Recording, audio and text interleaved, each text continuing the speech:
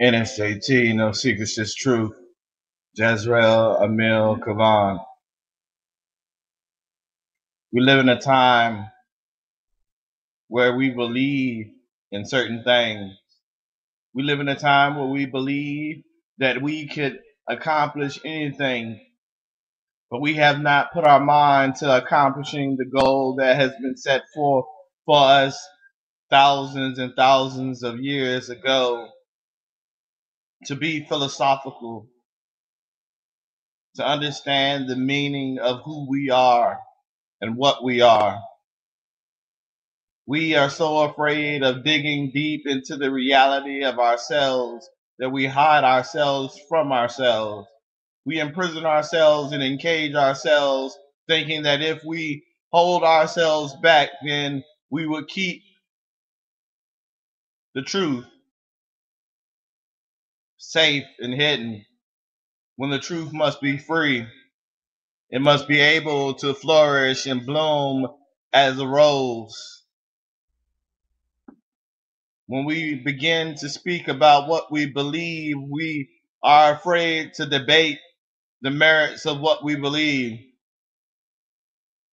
Now, some scholars will say that refusing to debate the merits of what you believe means that you do not believe it wholeheartedly with all your heart and all your soul. I remember the first time I began debating. I was a young child. I remember the first time I brought up God. It was sitting at the table, at a lunch table in kindergarten, and when we was discussing whether God was the supreme being or not. I remember growing up with an uncle who had very staunch opinions in everything, and I remember debating with him over and over again, and he would say to me that I was a good debater, that one day I would become a pastor, one day I would become a teacher. I could be anything that I wanted to be because I studied. I studied without ceasing. I prayed without ceasing.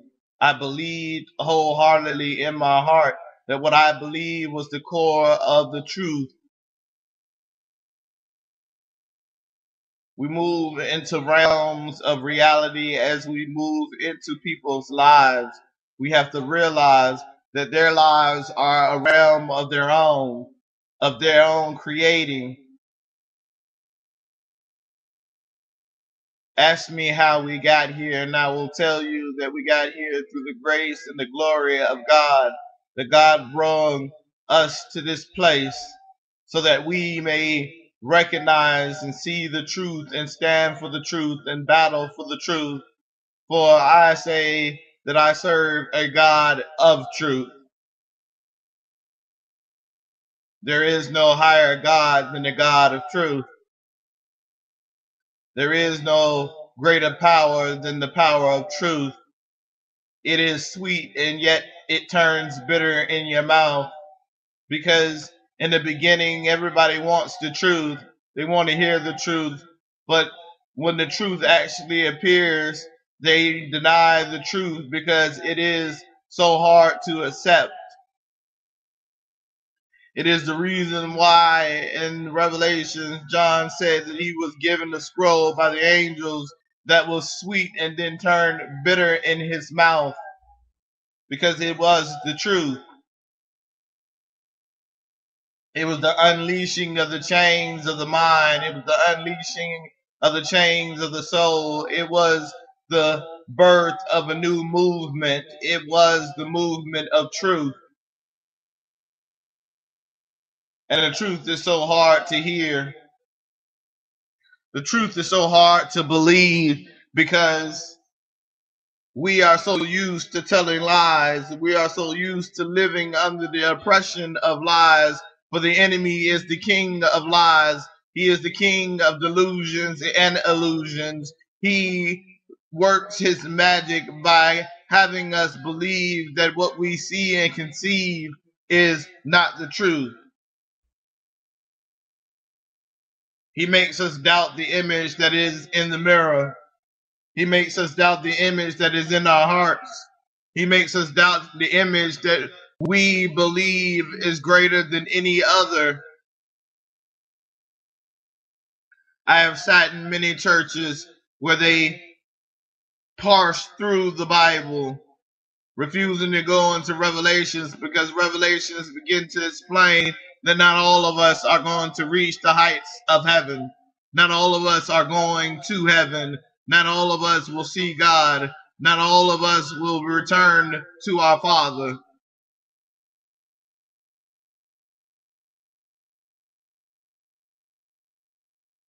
Now I know what people expect from me.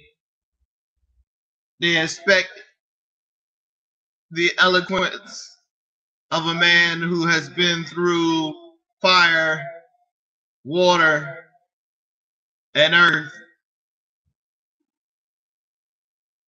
I began believing that who I am and what I am and what I'm going to be is powerful, more powerful than anything else I've ever understood. I began to understand the limits of my power. I began to understand the limits of my body and my mind. God is the God of truth. For he said, in the beginning was the Word, and the Word was the beginning, and the Word was God. He said, let those who have ears hear, let those who have eyes see. Second Thessalonians says that there is a powerful delusion that shall be cast upon the earth, and all those who believe in that delusion will remain in that delusion and see only the illusion of truth when there is nothing but lies in the midst. We have to begin to lift up our voice. We all have to begin to be thinkers of dazzling critiques. We have to reach the inevitable balance between an infectious optimism and a magnetism of the spirit. We have to bring forth the knowledge that is deep within our soul, that is in our blood, that's in our DNA, that our ancestors have left for us. We have to begin to travel the road backwards before we can move forward. We have to begin to believe that we know what is going on without even picking up a book, without even looking at the news, without even having someone else confront us. We must know the truth. And the truth is that man was cast away from his throne by a lie. That lie was that if he ate the apple, he will begin to live as a god and know right from wrong. But you have to understand, before he ate that apple, there was only right, there was no wrong. We was cast out of the garden so that we wouldn't eat the immortal fruit that will give us unlimited life, because then we would wreak havoc upon the earth. We would wreak havoc upon the heavens. We would give not only the power to the enemy, but we would give power to something that will rise and destroy all of us. But I'm here to tell you that we have done it already. That the enemy has been so slick, that the enemy has been so bold, that he put before us a lie greater than any other lie. He makes us question the Creator. And there's nothing wrong with questioning the Creator. There's nothing wrong with asking the Creator, what about me? Why me? There's nothing wrong with asking the Creator to save you from yourself. There is nothing wrong with asking the Creator to bind the darkness that is within your heart, so that your heart does not grow cold or grow faint.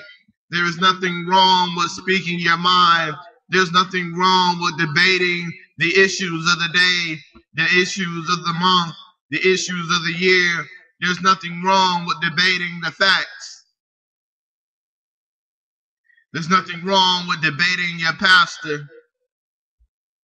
on whether he is teaching what is necessary or whether he is just glossing over the truth.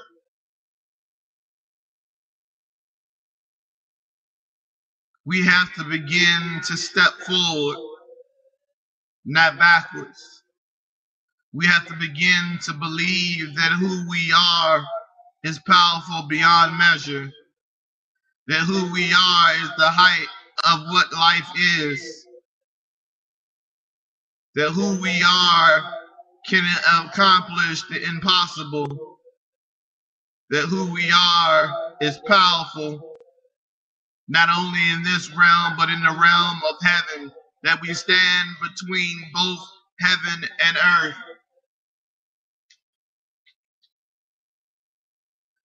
No one knows the God of truth except solely the man who is willing to forsake all for the things of the world.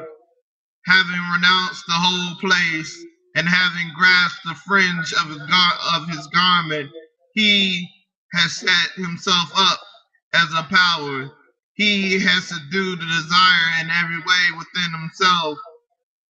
He has turned away from the darkness of the world, and he has turned to himself, having also examined himself in becoming the eternal mind. And he, gifted from his soul, stands there, and behold what has come. In what way does the flesh, which we are given in the way of the apple, do we make promise out of it? And how many powers does he have? And who is the one who will bind him? And who is the one who will loose him? And what is the light? And what is the darkness? And who is the one who has created the earth? And who is God? And who are the angels? And what is the soul? What is the spirit? And where is the voice? And who is the one who speaks? And who is the one who hears? Who is the one who gives pain? And who is the one who suffers? And who is it who is begotten and the corruptible flesh? And what is the governance? And why are some lame and some blind, some poor, some rich? And why are some powerless and some brigades of the highest high, fighting against thoughts of the Acrons and the powers and the demons, not giving them a place in which to rest, but he struggles against their passions, their temptations. He condemns their error. He cleans his soul from the transgressions which he had committed with a hand that is unlike his own. He stood up, being upright within himself, because he exists in everyone, because he has death and life within him, because he exists in the midst of both of them. And when he had received power, he turned towards the parts of the right. He entered into the truth, having forsaken all things pertaining to the left. He had begun to fill himself with wisdom, with counsel, with understanding, and with insight and eternal power. He had broken open his bonds. Those who had formed the whole place he condemned, but they did not find the truth hidden within him. He commanded himself. He began to know himself, and he began to speak his mind, which is father of the truth concerning the unbegotten eons, concerning the virgin who brought forth the light. And he thinks about the power which flows over the whole place, which takes hold of him, and he is disciplined of his mind.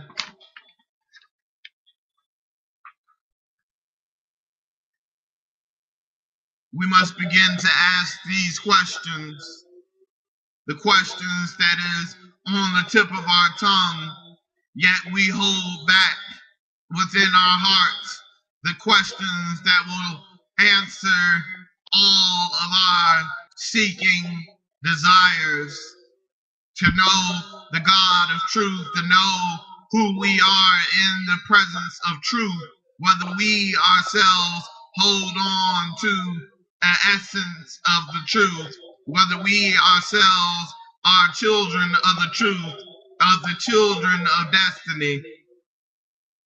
In order to reach from here to heaven, it is a long and steep climb. It is a height of which we have never seen before. To believe in God, we must begin to believe in the truth of ourselves. We must search and examine who we are. We cannot leave it to others to tell us who we are. We cannot leave it to others to tell us how far we can go. We can't leave it to others to tell us how strong we could be. We cannot leave it to others to tell us who we should and should not love. We cannot leave it to others to tell us whether we are popular or unpopular, whether we fit in or don't fit in, whether we're outcast or not outcast. We cannot leave that decision, that choice up to others. For we battle for ourselves. We live for ourselves. We are judged based on ourselves, not what others do, but what we do. We must remember that we are all leaders in the fashion of the fact that He has made some of us shepherds to lead the flock of those who have not found the truth, of those who are seeking and begging for the truth. The God of truth has molded us in the image of Himself, which means that we are in the image of truth. When we begin to peel away the layers of the facade that we use to exist in the world, to begin to tear apart the dead flesh, opening up the spirit itself to the reality of the world, so that we may be able to walk firmer in the challenge of life, that we may be able to walk firmer in the distance between here and our destiny, when we begin to be able to walk firmer in the presence of the Lord. As I said so many times before, all we have to do is hold on to the hem of His garment, to be healed, to have wisdom, to be born of strength, to be born of power, to be born of love and peace. We cannot turn our backs now. We have come too far in our journey. We have come too far in our journey to give up now, grow faint of heart, to lose our breath, to want to crawl up and roll up and die. We have come too far in the wilderness to turn back into the darkness. The light is at the end of the wilderness. We can see its glimmer. We know its hope. We know that there is something there beyond the meadows and beyond the valleys of darkness, beyond the mountaintops, beyond the heights of the clouds. We know that there is something there. We know that in a room when we're sitting alone, that there is something there that begins to question us about the deeds that we have done, about the things that we have given up to hold on to something that is temporary. We must be seekers of the immortal. We must be seekers of the immortal truth, the immortal love of God, the immortal peace of God. We must seek what has not been yet found. He said, knock and the door shall be open. We must begin knocking on every door that we see, on every heart that we bear our truth to. We cannot turn our backs now on our quest to find ourselves, on our quest to find our God. on our quest to have our questions answered. Why me, Lord? Why did you choose me to enter into this world to do your will? What is your will for me, Lord? What is it that you want me to do? I spend each and every moment debating my life, debating the choices that I have made. Would I have made those choices knowing that the outcome would be this? It is the reason why I began studying and teaching EAO, Event Action Outcome,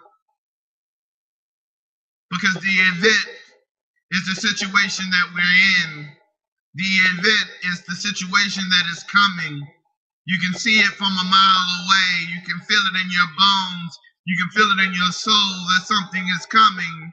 And once you see that event, and once that event becomes a part of the horizon of your day, you have to begin to think about what action would you take. And when you take that action, what will be the outcome? And I know it's hard for some people to do that, to multitask in their minds, to go ahead and think about what it's like to lose, what it's like to not know everything, what it's like to be standing waiting for the answer. Well, I say with this teaching, you don't have to wait for the answer anymore. The answer is already present. That God, when God creates the event, when God sees the event shaping up, when he sees the storm begin to roll over across the skies of your life, he has already given you the action that you must take and prepare to do, that he has already planned on the outcome. The only thing that deviates from that is you.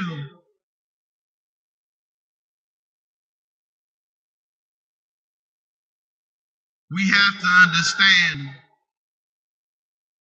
that not every event in our lives are random. In fact, none of the events in our lives is random. But our actions are random. How we respond to the event of our lives is random. The outcome will become random based on the actions that you take. We must begin to center ourselves. Do as the Buddhists do. They sit and they think about all the things of life, from the birds to the trees to the grass to the animals to men, to all that will cause a different change in life. They say the theory of chaos is that when a butterfly flaps its wings across the world, on the other side of the world, a great tsunami comes to flush away everything. That what we do has a cause and an effect to it. The God of truth understands this. The God of truth begins to move in between the spaces that we have left for him in our actions to be able to heal and restore and build a bridge unto the outcome that we look for. Some will say, Jay, right now you're not even speaking with the passion and the way you used to, the way I'm normally used to hearing you speak with the passion, and it's only because I'm subdued by the peace of truth. I'm subdued by the conversation of God of truth. It is because I understand how God works. He asks us to do certain things and use certain tones of voice and begin to walk a certain way and act a certain way. When the time of change comes, we must be able to change and move in the direction that he wants us to move in direction. We cannot give up. Our ancestors did not give up. They laid down the milestones so that we be able to travel backwards and see the errors of their ways, to begin to see the knowledge that they had at the time, and to be able to see that in the 21st century, We are no longer limited by our intelligence. We are limited by our own infractions of not wanting to go beyond our intelligence, not willing to use our intelligence to create a world of peace. Because we can do that. We can create peace. We can defend the laws of truth. The laws of truth is simple. Speak it and let it be done. For let it be written, for let it be done. Our great ancestors used to speak that way.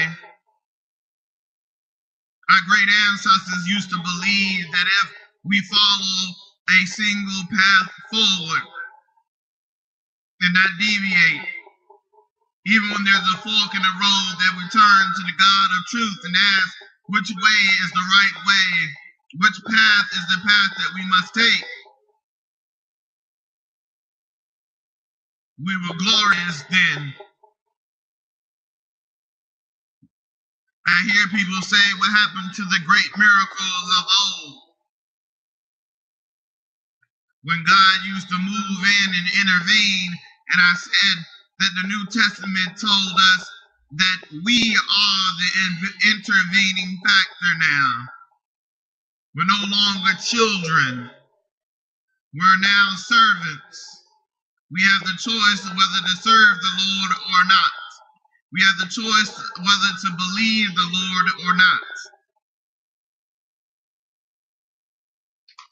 And in my heart, I know that sometimes my message will fall on deaf ears.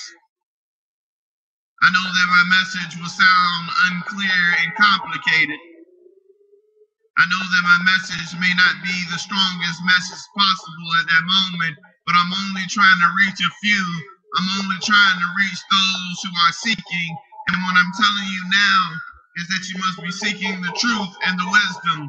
There are more books of the Bible than it is in the King James Version, in the International Version. And what you have been told, they're the Dead Sea Scrolls. There's the Scroll of Truth, the Book of Bartholomew, the Book of Enoch.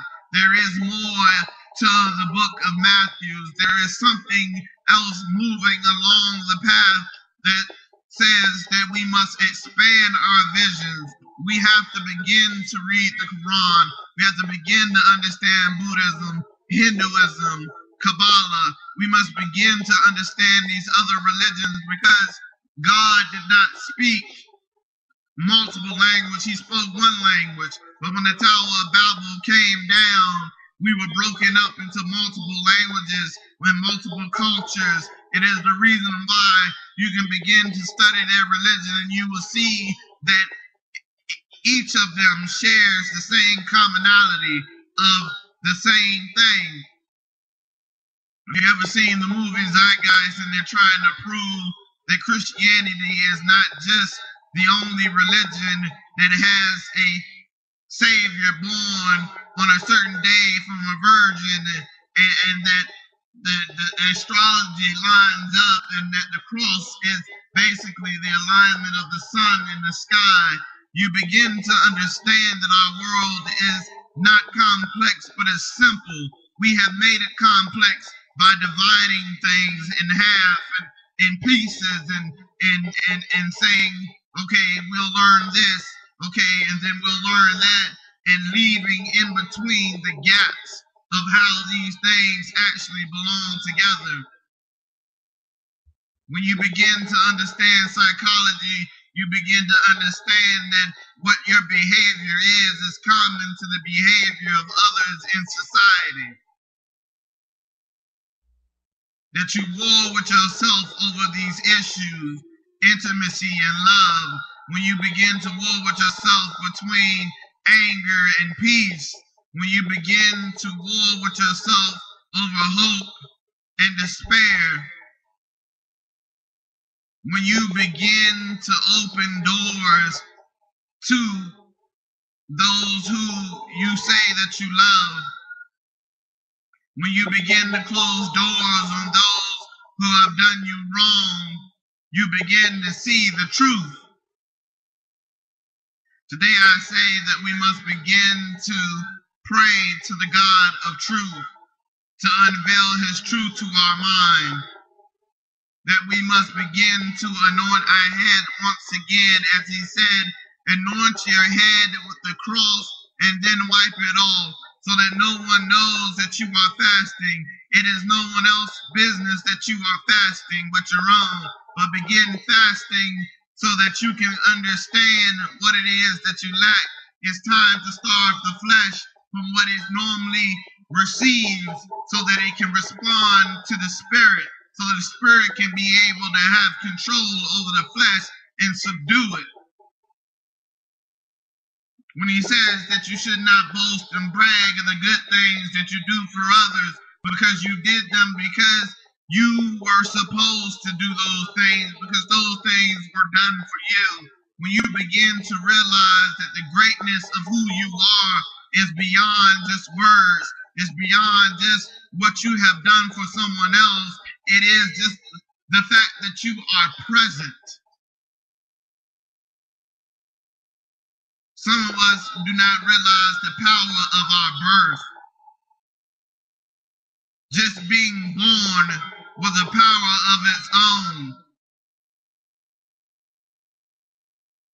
God said it's sad for us not to know that who we are is powerful, that we came into being. We came into being. We brought ourselves into being.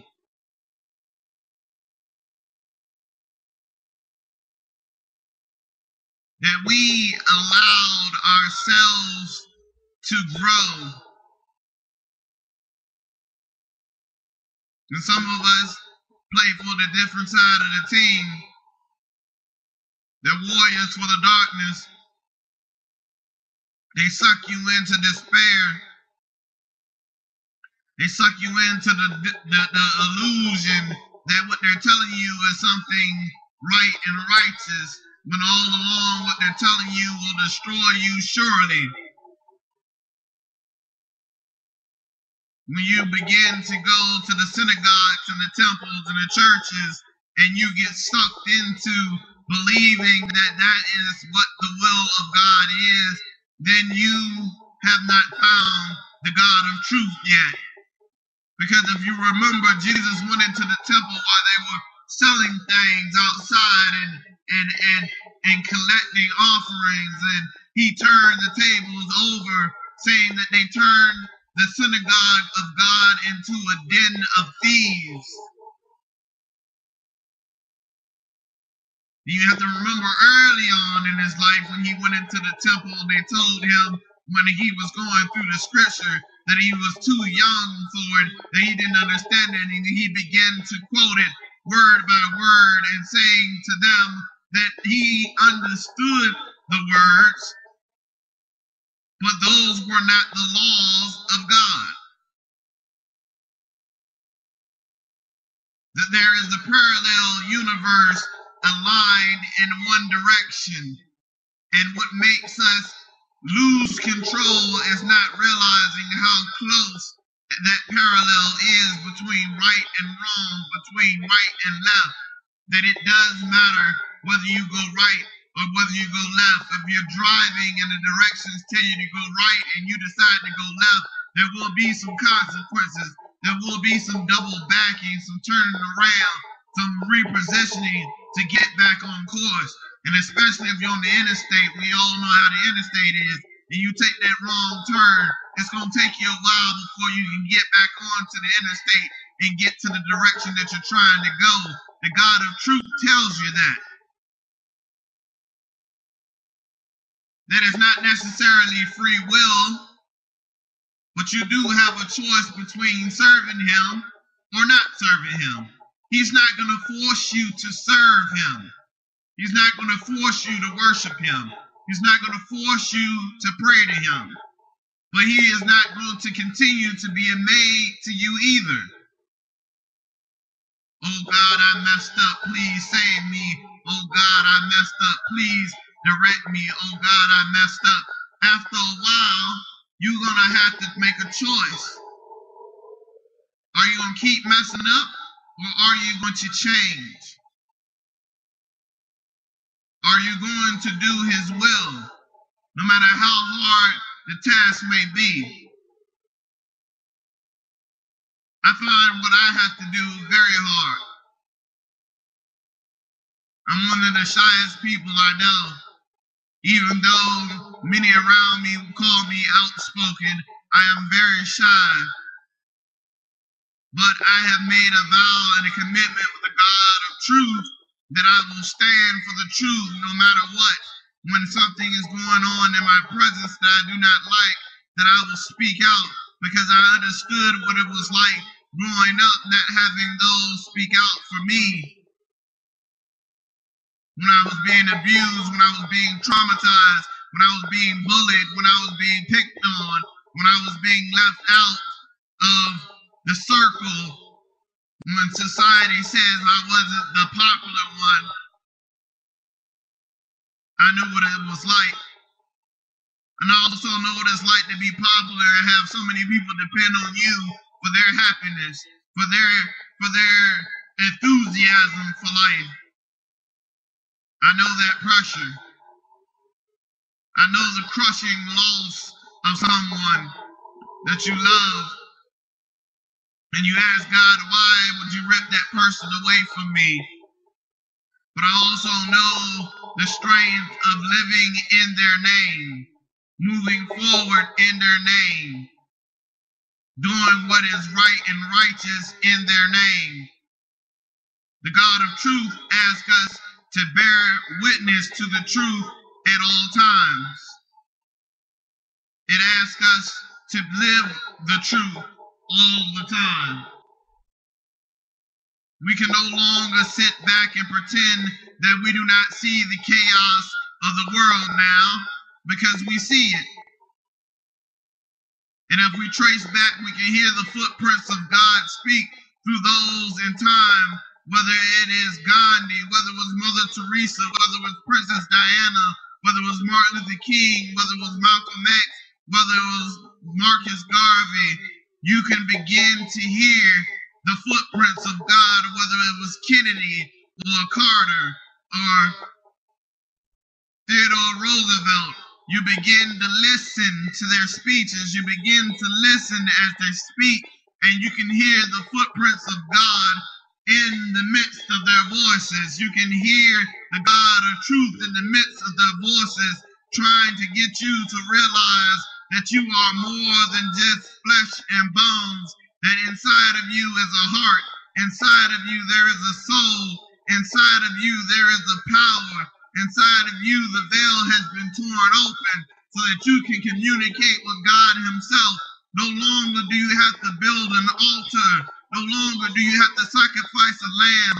No longer do you have to wait and ponder if God has heard your message. He hears you right then and there as it is going on, that he is walking with you as you hold on to his hand through the troubled times of the day, through the troubled times of the year. As we get ready to close out another year of trials and triumphs, of victories and defeat, we have to look back and say to ourselves, did I give it my all? Did I stand for the truth when it was necessary? Did I say what was on my heart, or did I close my heart? I know for me, I believe that holding something in is a lie. When you know it's supposed to be said, when it's supposed to be done. It is my greatest honor to serve the God of truth. It is my greatest honor to speak his words. It is my greatest honor to speak to you.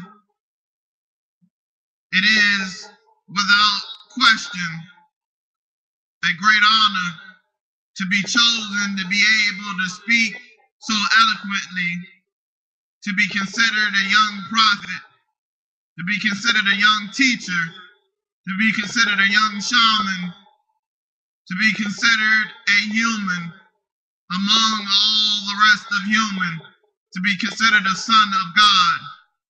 The God of truth is in us all.